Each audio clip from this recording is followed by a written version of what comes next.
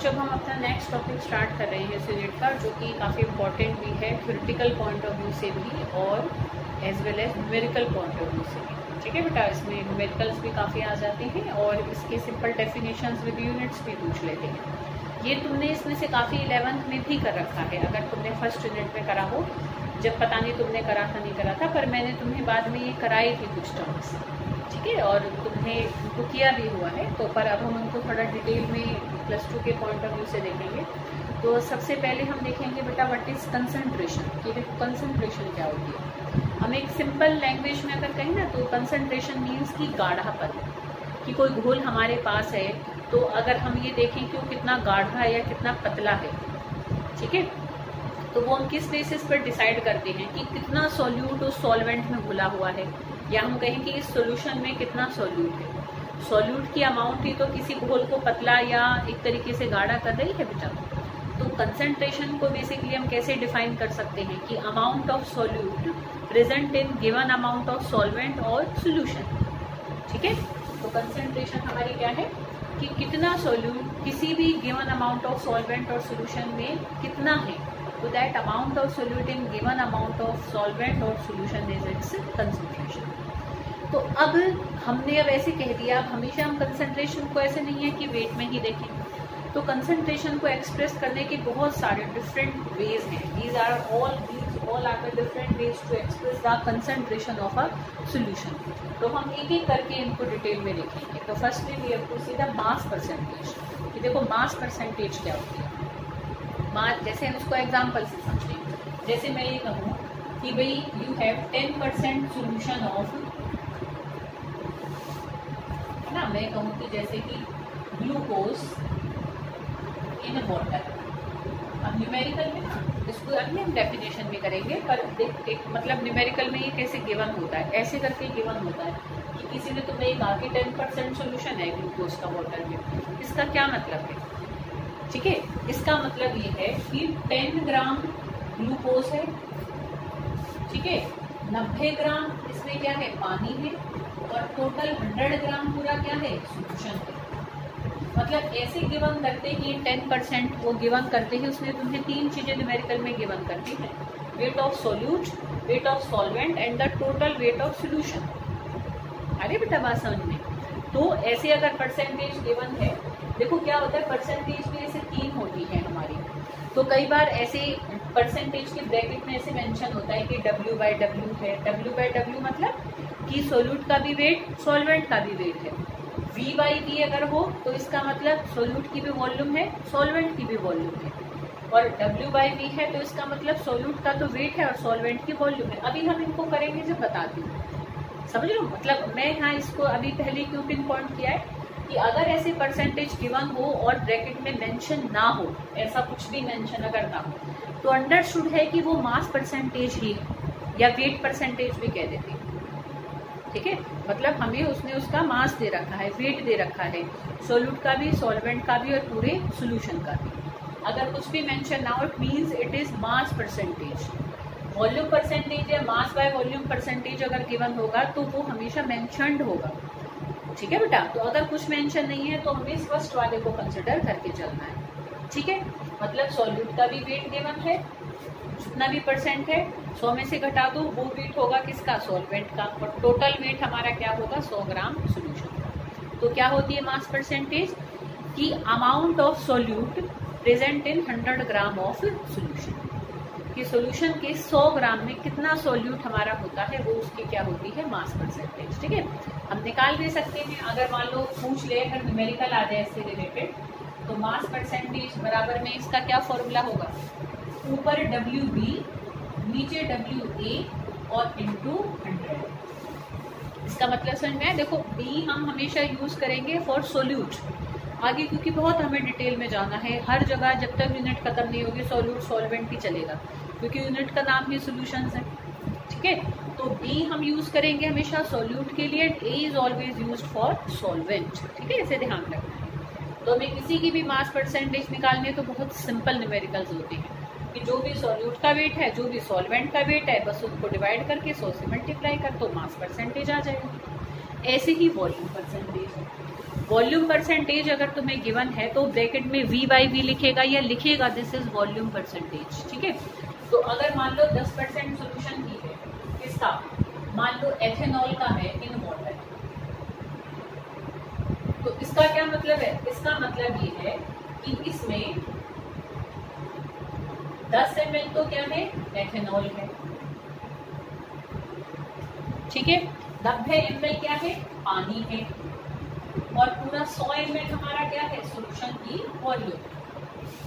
तो अगर volume percentage है तो इट मीन्स कि you have given the volume of solution, volume of solute as well as volume of solvent, तीनों के तुम्हें वॉल्यूम्स गिवन है, ठीक है बेटा।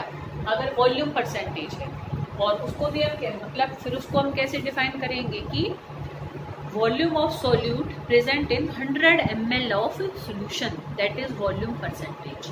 उसको भी निकालने का यही तरीका है, बस हम WB और WA लिखने की बजाय एक तरीके से क्या लिखेंगे, VB/VA लिखेंगे, तो वो हमारी क्या हो जाएगी, वॉल्यूम परसेंटेज। क्लियर बेटा। तो this is mass percentage and volume percentage. अब मास बाय वॉल्यूम परसेंटेज क्या होती है कि अगर ऐसे ही 10% ऐसे गिवन हो तुम्हें और ऐसे गिवन हो W/V, ऐसे गिवन हो, ठीक है। मान लो मैं कहूँ कि NaCl का है, ठीक है, ऐसे W/V अगर है ना, तो 10 ग्राम तो उसमें क्या है, सॉल्यूट है भाई, 10 ग्राम तो उसमें NaCl, और उसमें क्या है 100 ml, उसमें क्या है पूरा सोल्यूशन है। 10 ग्राम NaCl in 100 ml of solution. समझ लो, सॉल्वेंट के बारे में हम कुछ नहीं कह सकते हैं, उसमें हमें नहीं पता कि उसका कितना वेट है, उसका कितना वॉल्यूम है। अगर W/V है तो इसका मतलब तुम्हें क्या गिवन है, सॉल्यूट की तो सॉल्यूट का तो वेट गिवन है और पूरे सोल्यूशन की वॉल्यूम गिवन है। तो मास बाय वॉल्यूम परसेंटेज क्या होती है कि मास ऑफ सोल्यूट या हम कहें weight of solute present in 100 ml of solution. जब हम कहते हैं कि mass of solute in 100 gram of solution, तो वो तो हमारा होता है मास परसेंटेज। पर जब हम कहेंगे कि mass of solute present in 100 ml of solution, तो वो हमारी है मास बाय वॉल्यूम परसेंटेज। और अगर मैं कहूँ volume of solute present in 100 ml of solution, तो वो है वॉल्यूम परसेंटेज। आई बेटा बात समझ में।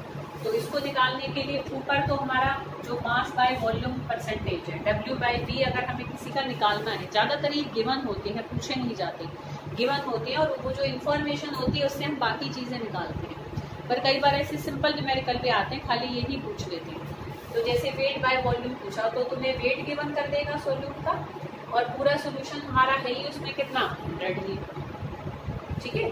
तो वो हमें पता ही है एक तरीके से, तो वो मतलब उसमें न्यूमेरिकल में जो स्टेटमेंट है वो ही आंसर है कि भाई इतना मास उसका 100 ml ऑफ सोल्यूशन है। या वो ऐसे कर सकता है कि भाई तुम्हें कह दे कि भाई 1000 ml में तो इतना है, तो अब तुम्हें निकालना 100 में कितना है। तो जो भी उसकी वॉल्यूम दे रखी है ना पूरे सोल्यूशन की, उसको ml में हम यहाँ नीचे पुट कर देंगे, ठीक है। तो उसका क्या आ जाएगा, वेट बाय वॉल्यूम परसेंटेज आ जाएगा, कि ऊपर वेट ऑफ सोल्यूट, नीचे वॉल्यूम ऑफ सोल्यूशन इनटू 100, तो that is weight by volume percentage, या मैं कहूँ mass by volume percentage, W/V। तो ये तीनों तो एक जैसे, ठीक है। अब हम इन दो पर आएंगे, ये दोनों थोड़े थोड़े एक जैसे। तो देखो ये है, तो सबसे पहले हम देखें मास फ्रैक्शन।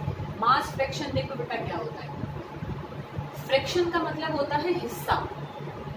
जैसे मैं कहूँ कि भाई दो कंपोनेंट ने मिलकर एक सॉल्यूशन बनाया, एक ए है और एक बी है, A+B दो चीजें हैं हमारी, ए सॉल्वेंट है, बी हमारा सोल्यूट है, ठीक है। तो बी के वेट को मैं एक्सप्रेस कर रही हूँ WB से, और ए के वेट को एक्सप्रेस कर रही हूँ मैं WA से, ठीक है। तो जो फ्रैक्शन का मतलब होता है कि हिस्सा, मतलब पूरा जो हमारा होल है उसमें कितना हिस्सा तो हमारा किसका है, सोल्यूट का है, और कितना हिस्सेदारी किसकी है, सॉल्वेंट की है। तो दोनों की ही मतलब मास फ्रैक्शन हम उस सॉल्यूशन में जितने भी कंपोनेंट्स हैं सबका अलग अलग निकाल सकते हैं। जैसे मान लो कोई तीसरा कंपोनेंट भी हो इसमें, भाई जैसे हमने एक चीज़ और भी डाल रखी है, तो उसके वेट को हम किससे एक्सप्रेस करेंगे, WC से। तो अब अगर मुझे मास फ्रैक्शन निकालना है A का, मास फ्रैक्शन ऑफ ए कैसे निकालेंगे कि ए के वेट को हम डिवाइड कर देंगे टोटल वेट से, मतलब WA plus WB plus WC। ऐसे ही अगर मुझे मास फ्रैक्शन निकालना है किसका, B का, तो WB over WA plus WB plus WC। ऐसे ही अगर मास फ्रैक्शन हमें निकालना है C का, मतलब जिसका मास फ्रैक्शन निकालना है उसके वेट को हमें ऊपर रखना है and divided by the total weight of that solution.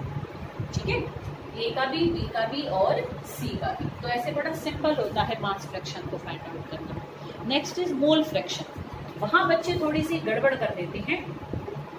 जब हमने मास का हिस्सा देखा, मतलब वेट्स का हिस्सा देखा, तो वो तो था मास फ्रैक्शन, भाई कितने हिस्सेदारी हर कंपोनेंट के मास की है पूरे सॉल्यूशन के लिए।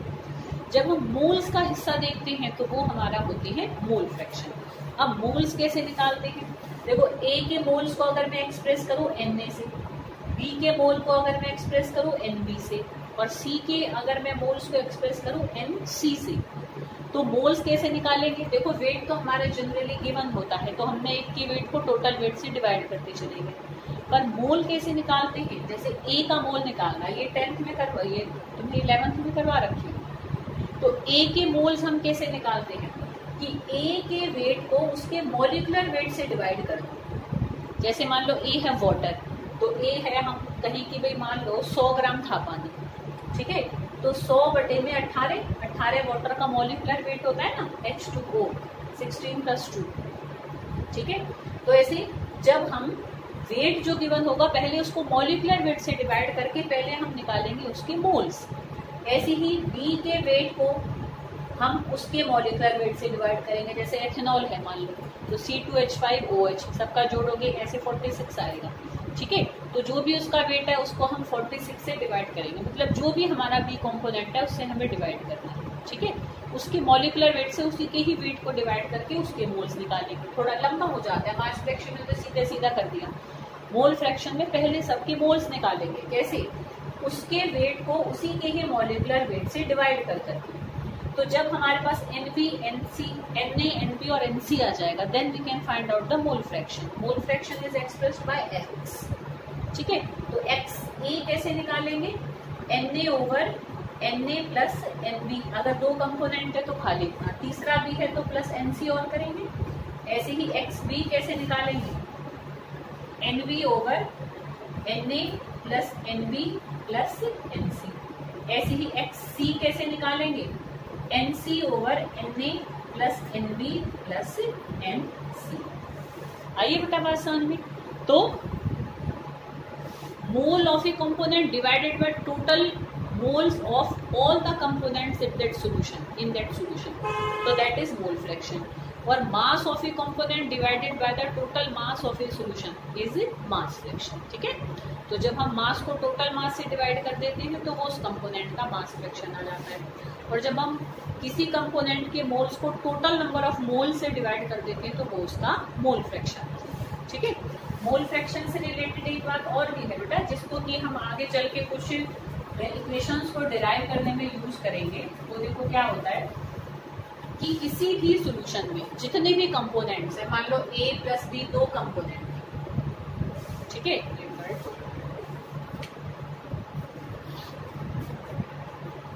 जैसे किसी सॉल्यूशन में मान लो 2 कंपोनेंट है ना, A प्लस B, तो Na प्लस, तो देखो A के मोल फ्रैक्शन को मैं किससे एक्सप्रेस करूंगी, XA से। वो कैसे निकलेगा, Na over Na plus NB। और XB को हम कैसे एक्सप्रेस करेंगे, NB over Na plus NB। किसी भी सॉल्यूशन में टोटल जितने भी हमारे कंपोनेंट्स होते हैं उन सब के मोल फ्रैक्शन का जो सम होता है that is always equal to 1। ठीक है, मतलब XA plus XB is always equal to 1। तुम कर भी सकते हो उसको। देखो मैं दोनों को जोड़ू तो एलसीएम इनका Na प्लस NB आएगा, तो ऊपर भी Na प्लस NB, नीचे भी Na प्लस NB, कट जाएगा, 1 आंसर आ जाएगा। तो in a solution the sum of mole fraction of all the sum of mole fractions of all the components is always equal to 1. So this is mole fraction। तो ये हमने 5 terms करी हैं for expressing the concentration of solutions. Next term बात करें।